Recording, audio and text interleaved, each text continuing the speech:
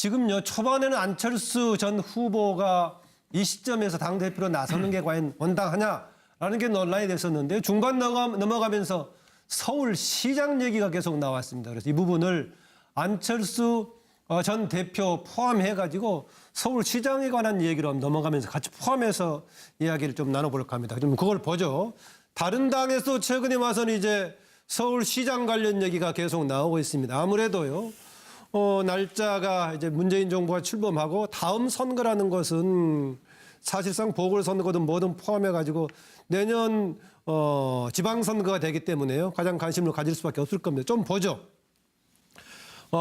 서울시장 후보군 지금 아무래도 집권 여당 쪽에서는 많은 사람들이 거론이 되고 있죠. 박원순 현 시장 거론이 되고 있고 전에 한번 박원순 시장 보궐선거 때요. 2011년 11 보궐선거 때 당 소속 후보에다가 무소속 후보였던 박원순 시장과 경선에서 밀렸던 박영선 의원, 또 우상호 전 원내대표, 민병두 서울시 소속의 의원, 신경민 의원, 임종석 현 청와대 비서실장 등이 하고 있는데 여기 나오지 않는 분들도 차천으로 좀 거론이 되고 있습니다. 지금 자유한국당 쪽에서는 전에 한번 도전했다가 실패했던 나경원 의원. 지난해 대통령 직무 대행을 하면서 지난해뿐만 아니라 올 초에도 했었죠. 하면서 올 초였습니다. 지난해는 대통령이 있었고요. 지난해 12월 9일 날에 지난해 9일 날 국회에서 탄핵이 결정됐기 때문에 그때부터 대응을 했군요. 한교안 전 총리 지금 이런저런 SNS 활동을 하면서 혹시 지금 가능성을 타진하고 있는 거 아니냐라는 얘기입니다. 안철수 지금 전 후보 현재 당대표 도전하는 과정 속에서 당에서 이런저런 배경으로 서울시장 출마 권유도 받고 있고 그렇습니다.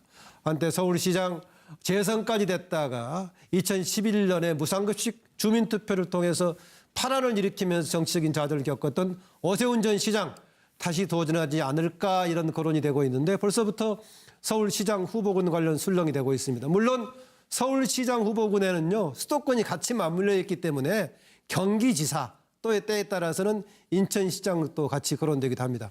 관련 얘기 조금 더 있으면은요, 그러면은요, 일단, 김원호 부장, 아까 안철수 지금 이제 당의 대표 후보로 나서고 있는데 관련 얘기 같이 이어서 포함해서 서울시장 후보 관련 얘기 해주시죠. 네, 일단은 국민의당 전당대회에서 누가 대표가 되느냐. 예. 이거는 이렇게 풍경화를 그리면 될 것 같아요. 나중에 나중에 청와대에서 문재인 대통령이 야당 대표들하고 청와대 야당 대표들과 회동을 할 때 대선 주자 당시 대선에서 1, 2, 3등의 득표를 한 사람들이 다 한 자리에 모일 가능성이 높다.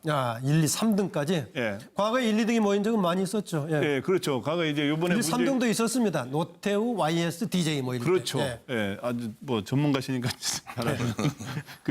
이번에 같은 홍준표 대표가 2등을 했고, 그 다음에 이제 3등을 이제 안철수 대표가 21점 몇 퍼센트 득표하지 않았습니까? 예. 그리고 안철수 대표가 국민의당의 대표가 될 가능성은 높은데, 예. 그게 과연 1차 경선에서 끝나느냐, 결선까지 가느냐, 요것만 이제 좀 남은 거 제가 보기에 가능성이 높고요. 그래서 예. 서울시장 선거를 제가 이번에 정리를 하면서 이렇게 보니까, 예. 아까 여기 그림에는 이제 후보가 10명 정도가 나왔잖아요. 예. 근데 자천, 타천으로, 심지어 차출론으로 거론된 사람까지 다 했더니 예. 20명 가까이 되더라고요. 20명 정도 된다. 예, 그러니까 여당에는 아까 우리가 소개했던 화면 좀 보여주시죠. 여기보다 비중이 있는 사람이 거론이 안 되는 사람도 있습니까? 살짝 거론하면은 예.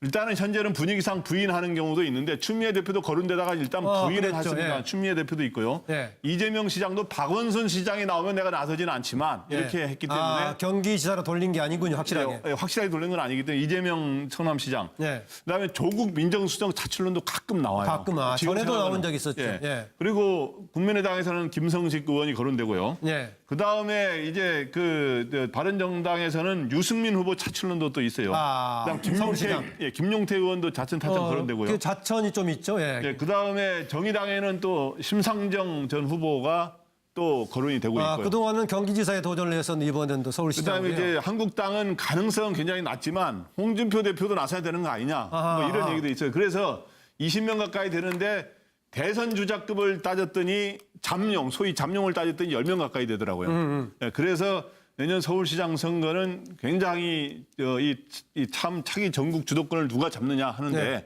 굉장히 중요하고 결국엔 별들이 전쟁이 되고 있다. 네. 근데 이번에 이 서울시장 선거가 이야기가 나오면서 안철수 전 대표가 처음에는 출마 명분이 없다 하다가 요거로 화제가 옮겨가면서 예. 안철수 전 대표도 좀 뭔가 충전이 되고 있는 거 아닌가 예. 이런 생각이 듭니다. 우리 제작팀 앞으로는 그 김광덕 부장 했던 거 포함해서요. 20명 가까이 된다니까 확대해서 해주시고요. 정 변호사 얘기 듣고 그다음에 세명진 의원 순서입니다. 이게 서울시장이 사실은 좀 생각을 해보면 굉장히 묘한 점이 있습니다. 묘한 점이 있다. 어떤 점이 있냐면은 서울시장이 기존에는 야당에서 시장을 갖다가 다 했거든요. 예컨대 DJ 때는 MB가 시장을 하셨었고 네. 그다음에 노무현 대통령 때는 오세훈 시장이었습니다. 그리고 지금 박원순 시장은 MB와 그 박근혜 전 대통령 때 그 시장을 갖다가 했으니까 네. 사실 지금 몇 달 전부터 그 문재인 대통령과 박원순 시장 그 몇 달만 최근에 그 몇 달만 서울시장과 그 여당 출신 서울시장이라는 거죠. 내년에 어떻게 될까? 만약에 이 추세가 계속 유지가 된다라고 하면 내년에 뭐 자유한국당이든 아니면 다른 그 야당에서 시장이 될 수 있을까 하는 것을 통계적으로 한번 기대해 볼 만한데 통계적으로요. 네. 저희가 봤을 때는 제 개인적인 의견으로는 황교안 전 총리가 유력하지 않은가 하는 그런 생각이 듭니다. 왜냐하면은 지금 보수 쪽에서는 네. 새로운 인물을 갖다가 찾고 있는데요. 그 기존에 이렇게 쭉 그 이름이 그 거론됐던 분들 중에는 그렇게 신선하다고 할 만한 그런 분들은 없고 더군다나 이제 황교안 총리는 대선 후보로까지 보수 쪽에서 옹위를 갖다가 하려고 했던 그런 점들도 있기 때문에 예. 무게감도 있고 그래서 제 생각에는 황교안 총리가 후보로 나설 가능성이 높지 않을까. 그렇다 황교안 총리. 아까 얘기했다시피 주로 서울시장은 국가적인 차원에서 보면 야당 출신들이 주로 됐다라는 얘기인데요. 또 한편으로 보자면은 한쪽 정당이 여야 간에 두 번씩 대기하고 교체하는 경향이 있었습니다. 조순 고건에다가 이명박, 오세훈 세 번째 하려다가 투표해서 중간에 그만뒀던 케이스가 있고요. 박원순 시장이 지금 두 번 하고 만약 한다면은 누가 되든 간에 세 번쯤은 도전하는 차원인데 그런 통계 차원에서 조금 의미가 있어 보이기도 합니다. 차명진 전 의원 어떤 그림 보셨습니까? 지금 현재 거론되고 있는 서울시장 후보들은 우리가 저기 길 가다가 빵집 보면은 저녁 때 되면은 이 재고 처리하잖아요, 그죠? 뭘 말이 너무 셉니다. 이제 그런 경우가 있다 이거죠. 예. 비유하는 거예요. 이게 알았어요. 너무 이렇게 그 비유하는 거를 그렇게 비판하시면 제가 만평을 못 그립니다. 아니 저는 뭐 그대로 얘기한 겁니다. 만평이라는 게 살짝 꼬집는 건데 예. 그걸 갖고 이렇게 꼭 무슨 뭐 시청자 감시단에서 하시듯이 하면은 그럴 수가 없어요. 알았어요. 잘 들어보세요. 지금 현재 지금 우리가 빵가게 보면 이렇게 재고 좀 하루 좀 그날 좀 다 돼가는 거 이게 봉지당 1,000원씩 파는 거 있죠? 이렇게 묶어서 그런 거 봉지당 1,000원이요? 그런 것에 불과하고 제가 볼 때는 이제 다음번에 시장 후보로 나갈 그런 신제품들은 지금 박스에서 대기 중이에요. 그래서 왜 그러냐? 혹시 박스 좀 아세요? 박스 내용은? 조금 이따 설명드릴게요. 네. 지금 문재인 대통령과 전투에서 홍준표, 안철수 등은 제가 볼 때는 기력이 소진할 겁니다. 과거 YS나 DJ처럼 고정적인 자기 지지층이 있어서 기력을 소진 않고 버티기가 어려울 거예요. 그래서 이 두 분들은 그 역할로서 제가 볼 때는 다음번 대권 후보가 되기 어려워요. 그렇기 때문에 사실은 다음번 시장 후보로 거론되기 좀 어렵고 또 하나 왜 다음번 시장 후보를 제가 대권하고 연관시키냐? 이거 잘 들어보세요. 문재인 대통령 임기가 2022년 5월 끝납니다. 다음번 자치단체장 임기가 2022년 6월 끝납니다. 이게 또 철저하게 맞아떨어진 거예요. 둘 다 도전할 수 있는 거죠. 지금 일정의 지방자치전체장 선거에서 일정하게 활약을 하는 사람들. 일단 신제품 좀 소개해 주세요. 너무 기니까. 그러니까 활약을 하는 사람들이 아마 제가 볼 때는 다음번 대권하고도 상당히 연계가 될 거예요. 그래서 다음번 대권을 염두에 두는 사람들이 다 많이 나올 거예요, 이번에. 그런 거를 생각해 보면은 이제 아까 제가 얘기했던 사람들 이게 다 재고 처리하고는 상관없고 지금 이제 다 거론될 수 있는 사람들은 있죠. 근데 제가 모르시면 얘기하지 말고 만약에 박스 안에 있는 거 아시면 빨리 얘기해 주시고. 박스에도 몇 명이 거론되긴 하네요. 제가 보니까 박스에도 몇 명이 있긴 있네요. 그죠? 있긴 있는데 상당히 재고품들이 많네. 차재원 교수. 저는 사실 뭐 내년 지방선거가 상당히 우리 그 헌정사상 상당히 주목되는 선거가 되지 않을까 하는 생각이 드는데요. 그 이유는 이 지난번 그 대선 과정에서 문재인 대통령이 지방분권에 대한 그 개헌과 관련된 이야기를 했습니다. 네. 그렇기 때문에 권력 구조 부분에 합의가 안 된다 하더라도 지방분권만이라도 합의가 되면 내년 지방선거에 같이 투표에 굉장히 붙이지 중요하죠, 않을까. 사실은. 아주 중요하죠. 예. 그렇기 때문에 선거제도도 물려 그렇죠. 있고요. 지방분권이 강화된다고 한다면 아마 지금 우리가 느끼고 아는 서울시장 권한 이상을 아마 사실상 거의 이 대한민국 공화국의 상당한 부분을 이 지금 어떻게 좌지우지할 수 있는 그 권한을 지금 차지하게 되는 거거든요. 그렇기 네. 때문에 서울시장에 임하는 그런 뛰고 싶어하는 그 정치인들 입장에서도 상당히 그 주목되는 선거일 수밖에 없는데 그런 측면에서 본다고 한다면 저는 많이 지금 우리 김강득 부장 말씀하시는 대로 홍준표 자유한국당 대표의 가능성은 낮다고 봅니다만은 아마 지방분권으로 해서 강화가 돼야 된다고 한다면 아마 홍준표 대표의 이 서울시장 경선 레이스에 뛰어들 가능성도 있다. 그렇다고 네. 한다면 이 보수의 야권에서의 판시 자체가 상당히 경랑일 수 있을 거라는 생각이 들고요. 또 한편으로는 안철수 지금 국민의당 대표 후보가 만약에 당대표가 된다고 한다면 저는 거의 한 99% 나갈 가능성이 높다. 네. 그런 상황이 된다고 한다면 민주당의 경선 과정에도 상당한 여파가 미칠 수밖에 없다. 네. 왜 그러냐 한다면 지금 더불어민주당 후보군 중에서 가장 그래도 이 상당한 가능성이 있는 분이 현직 재선시장인 박원순 후보인데 박원순 후보가 아마 당내 경선 과정에서 본선 과정에서 안철수 네. 후보에 대한 요구받게 될 정치적 네. 양보에 대한 그런 여러 공격 때문에 네. 아마 이 당내 경선에서도 상당히 걸림돌이 될 가능성이 있다. 그런 네. 부분들이 앞으로 이 지금 서울시장 선거를 앞두고 우리가 지켜봐야 될 하나의 관전 포인트가 아닐까 생각이 듭니다. 네, 지금 아까 봤던 차재원 교수 지금 얘기하는 부분들 상대적인 후보 간의 상대적인 경쟁이기 때문에 다른 정당 후보가 어떻게 되느냐 이런 점이 있고요.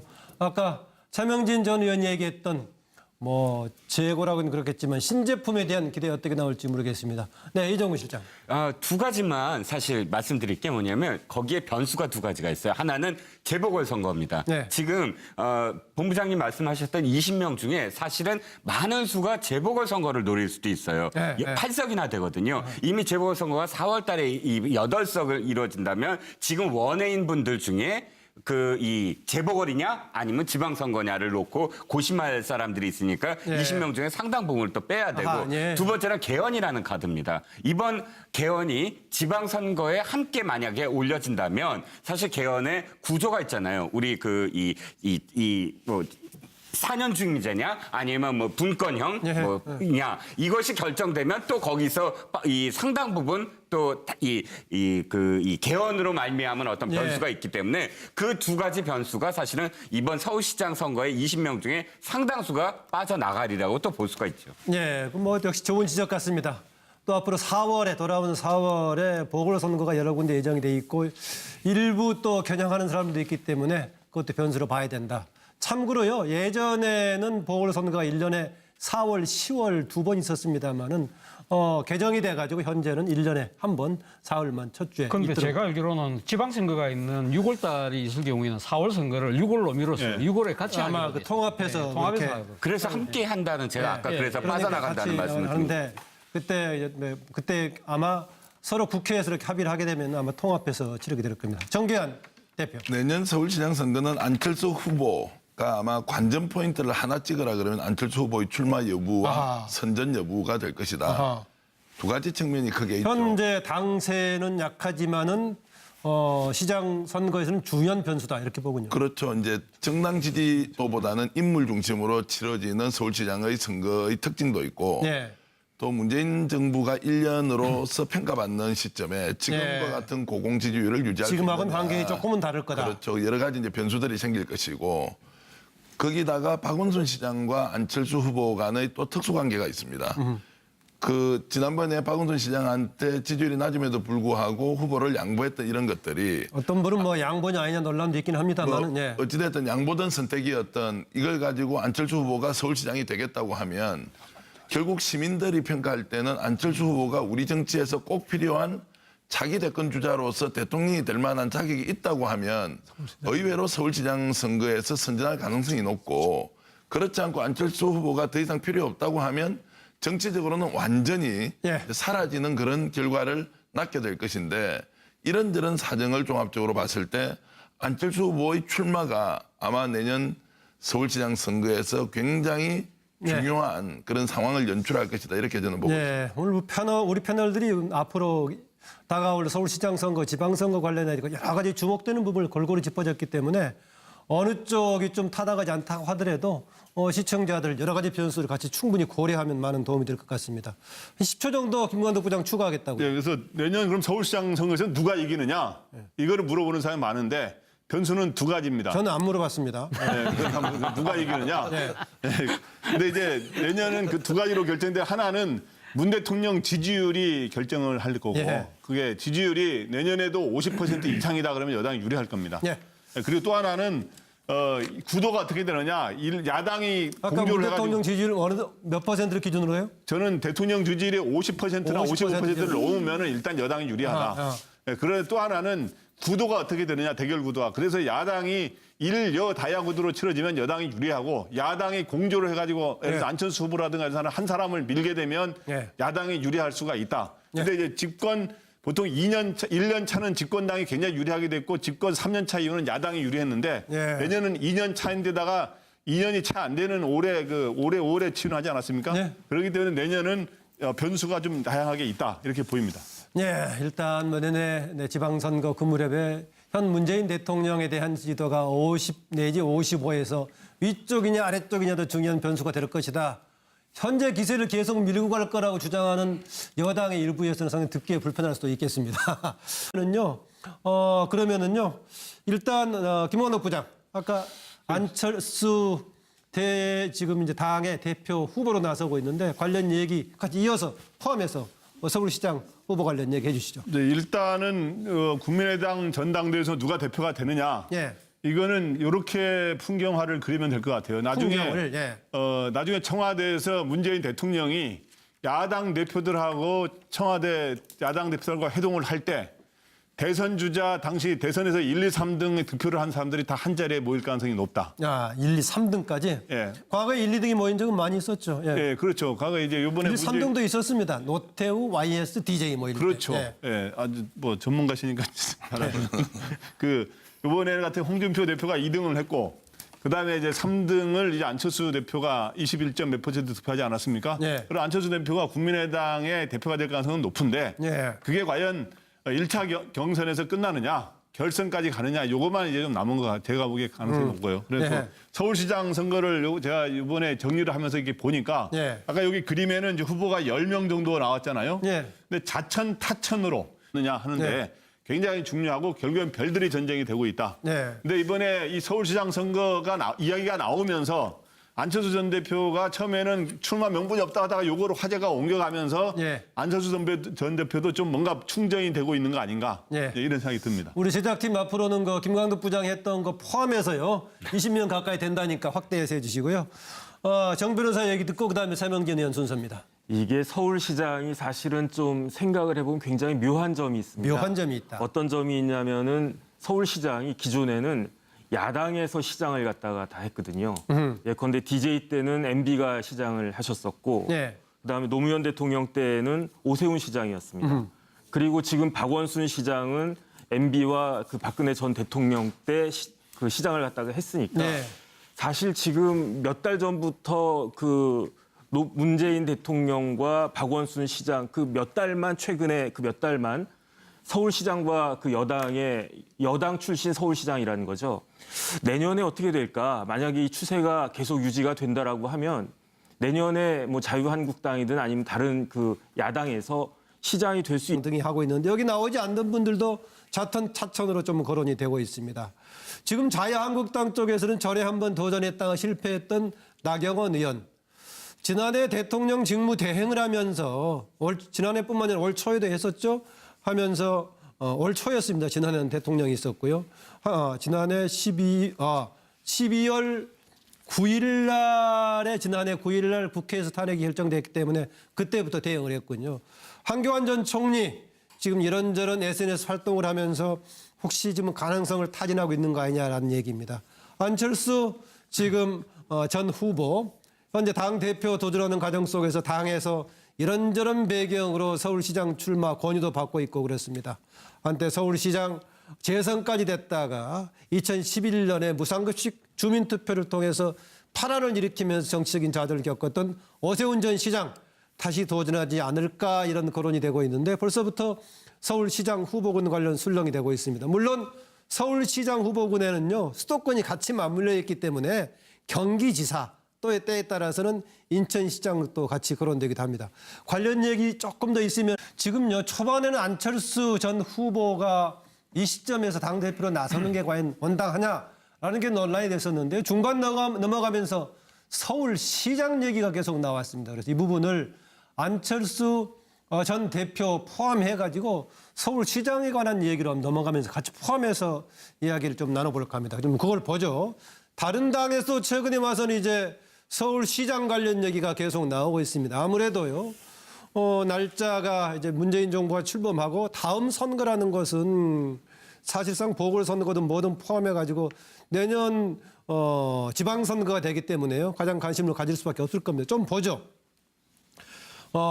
서울시장 후보군 지금 아무래도 집권 여당 쪽에서는 많은 사람들이 거론이 되고 있죠. 박원순 현 시장 거론이 되고 있고 전에 한번 박원순 시장 보궐선거 때요. 2011년 11 보궐선거 때 당 소속 후보에다가 무소속 후보였던 박원순 시장과 경선에서 밀렸던 박영선 의원, 또 우상호 전 원내대표, 민병두 서울시 소속의 의원, 신경민 의원, 임종석 현 청와대 비서실장. 심지어 차출론으로 거론된 사람까지 다 했더니 예. 20명 가까이 되더라고요. 20명 정도 된다. 예, 그러니까 여당에는 아까 우리가 소개했던 화면 좀 보여주시죠. 여기보다 비중이 있는 사람이 거론이 안 되는 사람도 있습니까? 살짝 거론하면은 예.